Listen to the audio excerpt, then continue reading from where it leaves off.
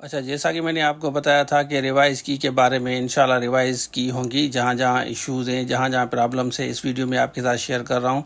और grace marks भी दी गई हैं एक सब्जेक्ट में, वो भी आपके साथ शेयर कर रहा हूँ। काफ़ी कैंडिडेट जो परेशान थे पूछ रहे थे, 4 मार्क्स बहुत ज़्यादा होती हैं, आपको दी गई हैं। सारी डिटेल इस वीडियो में आपके साथ डिस्कस करूँगा। बाकी काफ़ी बच्चे ईसीटी के बारे में पूछ रहे हैं, बिल्कुल कोर्स अवेलेबल है, आप ले सकते हैं। स्क्रीन पर नंबर शो हो रहा है, रब्ता कर सकते हैं और अपनी तैयारी पकड़ें। 2 मंथ आपके पास हैं, इंशाल्लाह बेहतर होगा। बाकी फर्दर जो भी डिटेल है रिवाइज़ की के बारे में, वो भी अपडेट आपको करूँगा टाइम टू टाइम। ये वाली आप देख लें और आप ज़रूर बताएं कि आपके मार्क्स में कितना फ़र्क आया है। तो चलिए शुरू करते हैं। अच्छा, यहाँ पे आ जाएं, सिंध पब्लिक सर्विस कमीशन की वेबसाइट खोलते हैं। नीचे आते हैं, मैं आपको समझाता हूँ। काफ़ी बच्चे परेशान थे। यहाँ पे आपको नज़र आएगा आंसर कीज़, और इसमें रिवाइज लिखा हुआ है। ये सिंधी बाटनी, इसको हम सिंधी को खोलते हैं। यहाँ पे आप देखें ये रिवाइज़ की लिखा हुआ है, इस पर हम क्लिक करते हैं।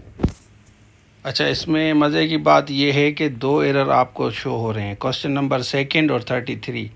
नीचे लिखा है कि 4 मार्क्स का बेनिफिट दिया गया है आप लोगों को, क्योंकि 2 एरर्स थे।